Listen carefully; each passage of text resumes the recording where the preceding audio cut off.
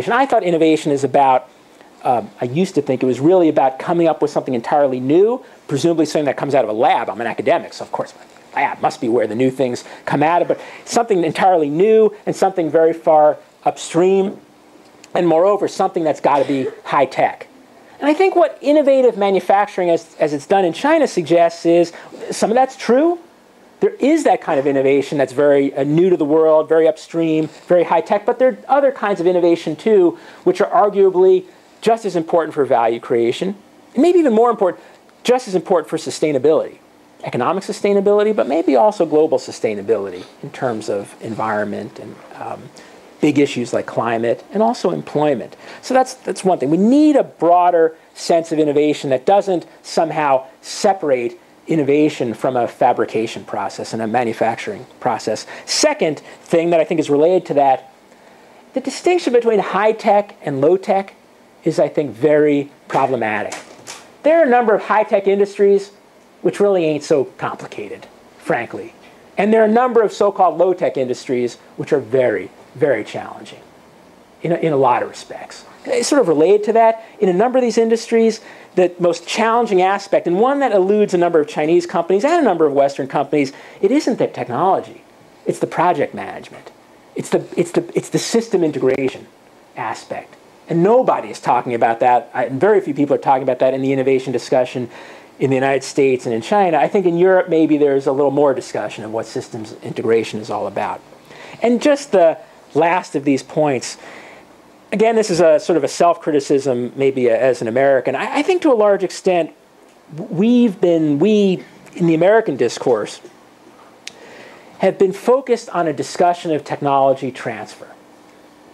Some people think it's good and appropriate. We should be transferring technology to the countries and systems that need it. Some people think it's bad. We shouldn't be giving away technology. You know, we're enabling our competitors.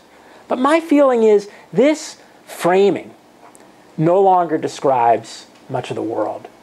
It's not about technology transfer in many cases. It's not about mature technologies already developed in North America or Europe by North American or European companies being shifted off to China for the next round of firms to make money off of. Now it's about new-to-the-world technologies, in many cases appearing here for the first time, and then secondarily showing up in North America or Europe. It's about, in many cases, global innovation ecosystems involving partnerships and competition. Frankly, it's not all friendly, but competition and a lot of cooperation between some China-based players, some of whom may be Chinese, some not, but China-based players, North American, Japanese, European. And frankly, I think fundamentally, it's about learning. And learning that's not just going from advanced industrial countries to China, but increasingly, I think, learning that's moving back the other way and creating value for a number of global players, only some of whom are Chinese. All right, thank you. I'll stop there and welcome your alternative views. Thank you. Yeah, this was very educational to me. I had a question on, you mentioned a couple of companies that they came in with IPs and sometimes solutions, and they came to China to manufacture and even to sell here. Those relationships can be very tricky though, especially around a valuable IP. How are they able to manage that while bringing it into the country and keeping that under their control or with their JV partner? Can you talk a little bit about the structure of these cooperations? Yeah. So this is a great question, and of course a huge question, but let me just try to offer a couple of points on this. IP protection is obviously a very challenging issue everywhere. In the United States, and it's a challenge everywhere. It's, of course, a particular challenge when you have a developing economy situation. As China's in an economy that's transitioning from socialism, so you have, or transitioning at least from a traditional command economy, you have a system that's trying very rapidly to develop IP protections, and it's been hard.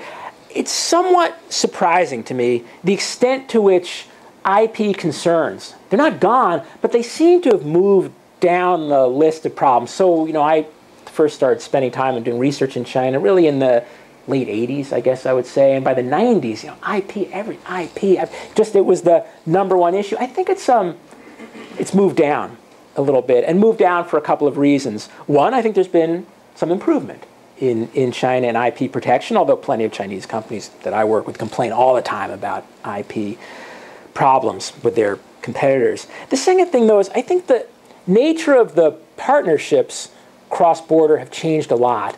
So, you know, in the 90s, especially in the early 90s, a lot of the partnerships were between companies that weren't just in the same industry, but they were companies that were effectively occupying the same kinds of commercial spaces and commercial activities. So auto industry is a typical example where you'd have a Chinese partner partnering with a global partner, and the ambition, understandably, of the Chinese partner was to learn the technology, and the ambition of the overseas partner was to enter the Chinese market. But almost by definition, you have similar types of organizations which are each trying to work with, manipulate, get something from the other. Not to judge it, but that lends itself to IP concerns. Many of the kinds of interactions I'm describing are between entities that are in a complementary relationship. Not a trouble-free relationship, but they're entities that aren't trying to do the same things.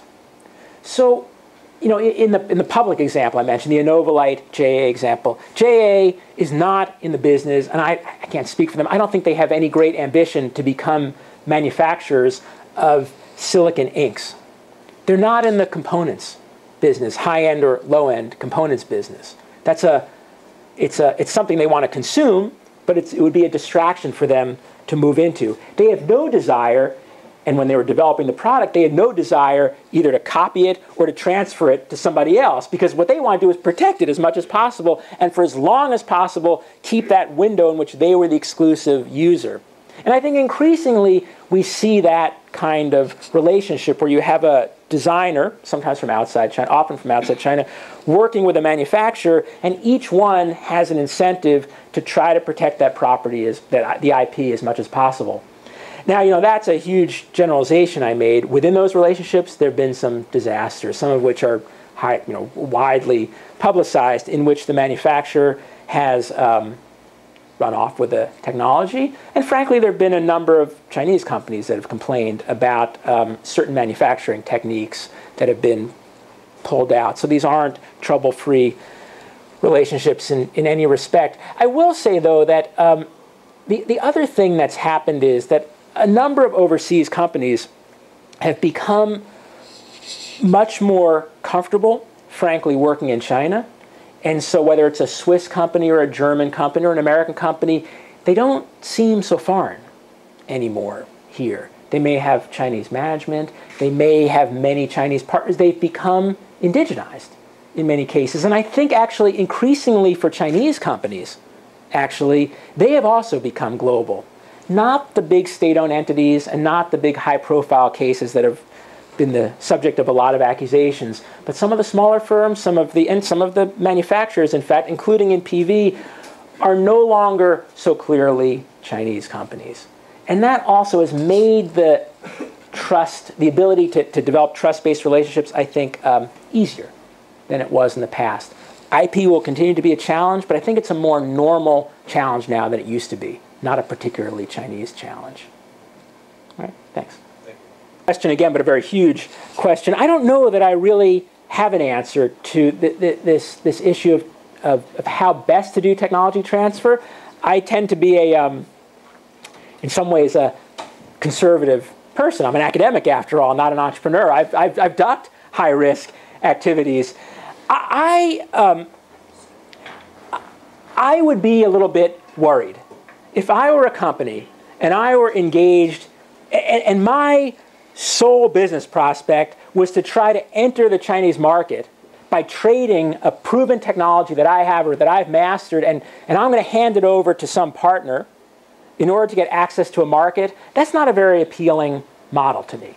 A number of companies are presented with that model in China and a number of other countries too. That's not very appealing because chances are that technology is going to move. It's going to spread. Maybe the partner will spread it. Maybe some other competitor is going to grab that technology. That to me is not a particularly appealing business. However, the idea of taking a technology, which is a commercial entity abroad, I don't know how to commercialize completely. I know certain things about that process of commercialization, but I'm missing certain pieces of that commercialization process. I'm missing knowledge of whatever it is, scaling, or I'm missing knowledge about processes for decosting that technology.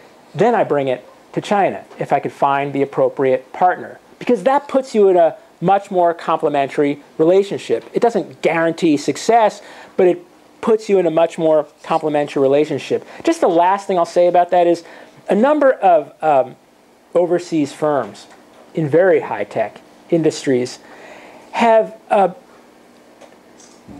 been able to get market access here by promising technology and transferring technology.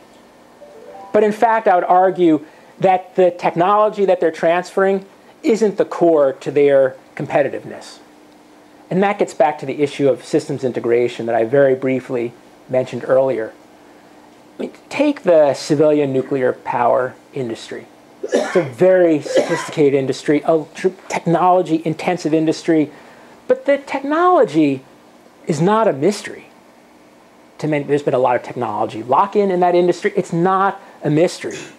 And when companies, well, I don't have to name the big global companies that do it, but when global companies transfer technology to Chinese partners, I think they do it with a certain amount of confidence because their source of competitiveness isn't the technology, it's the ability to integrate the system. And it's the ability to integrate the system with a track record of safety and reliability.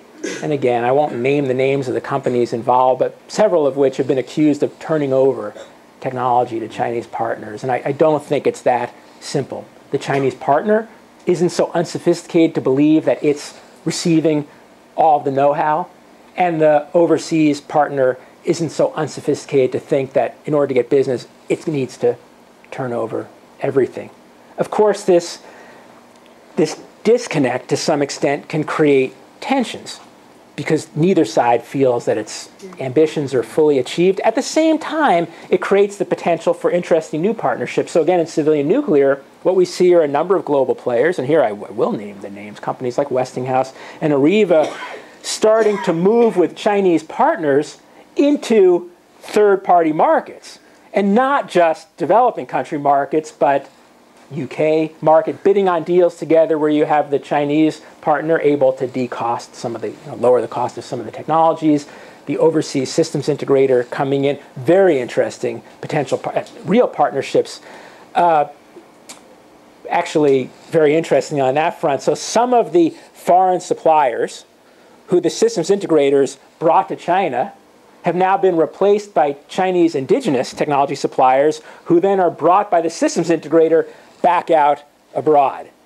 Very interesting. I don't think any of that can be characterized in a traditional kind of technology transfer mode, but there's certainly technology moving, and there's certainly learning happening in a new variety of ways, and there's technology being made available at lower costs. I'm not saying everybody wins in this story, but the constellations or the combinations of winners and losers are much, much more complicated than they used to be. And they don't fit the kind of national economy silos in ways that they used to. In that industry or in many others I could think of, it's very hard to say now that these partnerships are benefiting the Chinese, hurting the French, benefiting the Americans, hurting the Germans. It's not working like that anymore.